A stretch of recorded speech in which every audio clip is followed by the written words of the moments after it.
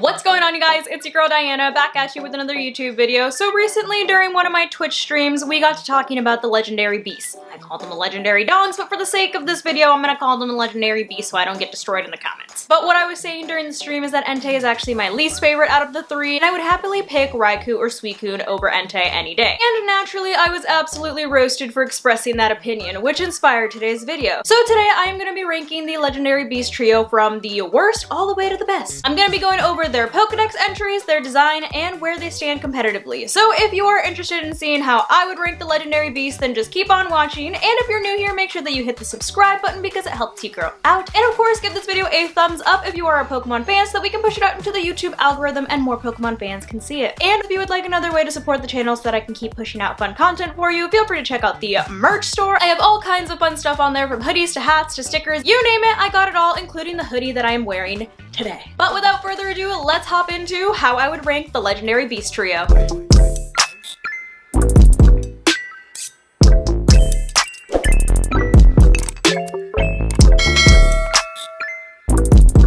This will be no surprise to anyone, but at the bottom of this list, at number 3, I have to go with Entei. Entei is a pure fire type and is known as the volcano Pokemon, which is very much supported by all of its Pokédex entries. In Pokemon Gold, it says that a volcano erupts every time it barks. That sounds like more evidence to me that they were supposed to be dogs, even though Entei definitely looks like a lion, but moving on. And that unable to control its extreme power, it races headlong across the land. In Pokemon Silver, we see that this guy's still running and it says it's a Pokemon that races across the land, but this Pokédex entry is a little bit more interesting since it seems as if there are multiple Enteis. The Pokédex entry says that one is actually born every time a new volcano appears. And in Pokemon Crystal, we see that this guy is still running because he's always running away from you in the games whenever you try to catch him, and he spouts flames that are hotter than magma itself. So Pokédex entry-wise, he seems pretty cool, but competitive-wise, we gotta talk about that one. So he's got a base stat total of 580, with HP being 115, attack being 115 as well, defense being 85, special attack at 90, special defense at 75, and a speed stat of 100. And for the most part, he learns mostly fire moves by leveling up, like Sunny Day, Ember, Flame Wheel, and Lava Plume, with a couple of normal, psychic, and dark type moves as well. But unfortunately, even in his debut generation, he was literally in the UU or underused tier competitively, even dropping to never used in Diamond and Pearl, and rarely used in the Black and White games. Entei is one of the prime examples that not all legendaries are broken and competitive, because although he did alright, he did decently in the lower tiers, even getting bumped back up to the UU tier in the X and Y games. But if you tried to use him in any other tier besides the lower level tiers, you were basically just setting yourself up for failure. And design-wise, I'm just not really a fan. I'm not really sure where they were going with this one. I don't understand what the fluffy stuff on his back is. Why does he have shackles around his legs? And the color scheme for the crests on his face kind of just make me think of ketchup and mustard. So despite him sounding really cool Pokédex-wise, he's really weak competitively and his design's just not that great. So for all those reasons, he's sitting at the bottom of the list. My number 2 spot is probably really controversial since this seems to be everyone's least favorite of the trio. I have to go with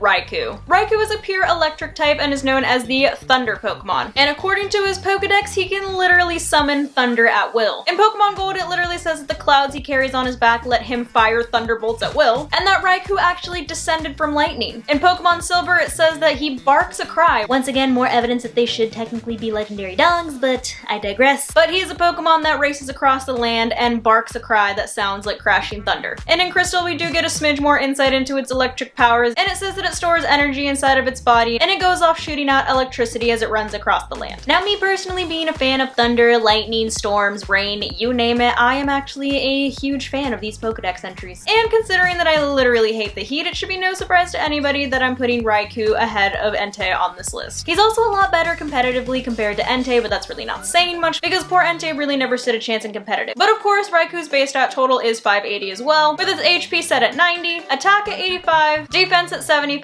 special attack at 115, special defense at 100, and speed at 115. Raikou is also able to learn some pretty useful electric type attacks either through leveling up or TMs like Volt Switch and Thunderbolt, and not to mention Thunder Fang just sounds really cool. So it's no surprise that in its debut generation it was in the OU tier or overused tier, with most people taking advantage of Thunder or Thunderbolt and Hidden Power Ice or Water. Sadly, Raikou did fall to the UU tier for the next 3 generations, but was able to bump back up to the OU tier in the X and Y games, with most people taking advantage of Calm Mind, Thunderbolt, Hidden Power Ice, and Volt Switch or Substitute. In the recent Sword and Shield games, it did get bumped down to the RU tier, which doesn't really surprise me since there is better options for quick electric type Pokemon that can use Volt Switch. For example, I went with Regieleki on my team. I do think that Raikou's design makes a lot more sense than Entei's though. I mean, his tail literally looks like a Thunderbolt, and it's even got like a little spike at the end to look like it's hitting the ground. We actually know what the things on his back are, since it literally says in its Pokedex entry that it carries around clouds on his back, and he looks like a Sabertooth.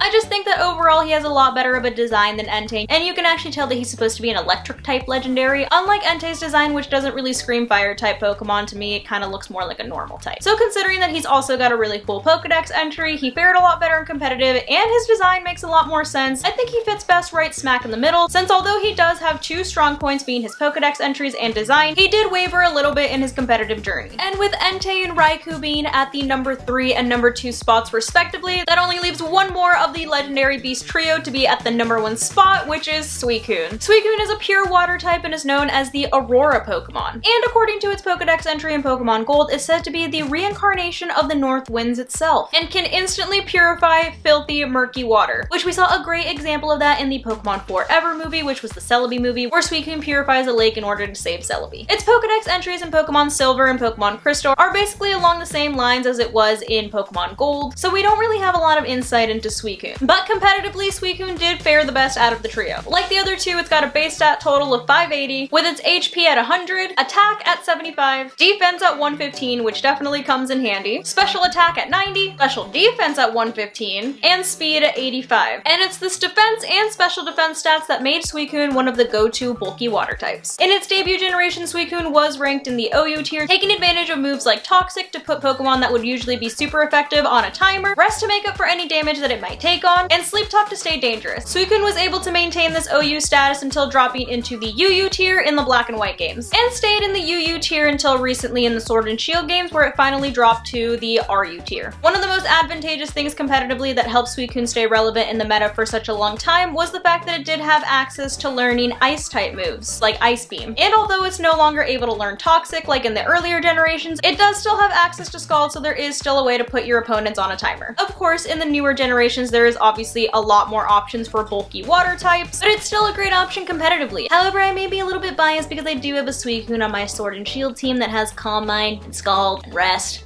and Sleep Talk. But design-wise, Suicune is also my all-time favorite. And I'm not just talking about it looking the best out of the legendary beast trio, I just think that he's one of the best looking legendaries overall. And he happens to be one of my favorite legendaries. I mean, just look at it! It looks majestic! The color scheme is cool, he's got a giant crystal on his head, and he honestly looks the most like a dog compared to the other two that look more like cats, which I think is honestly what sparked the whole controversy about calling them the legendary dogs, and then it went to legendary cats, but then Suicune doesn't look like a cat, and then everyone settled on legendary beasts, even though I've definitely struggled throughout this entire video calling them the legendary beasts instead of the legendary dogs. But because of Suicune's Pokedex entry of being the literal incarnation of the North Winds, it faring so well in competitive throughout the years, and having the best overall design, there's really no other option but for me to put it at the #1 spot. But that is how I would rank the legendary beast trio. Let me know how you guys would rank them down below in the comments, or if you think I'm completely wrong. But of course, thank you guys so much for watching. Once again, if you would like another way to support the channel, feel free to check out my merch. There is a link tree down below that you can click on that leads to my merch store and all my other socials in case you want to see what I'm up to on a daily basis. But hopefully you guys enjoyed this video, and I will see you guys in the next one. Love you guys. Bye!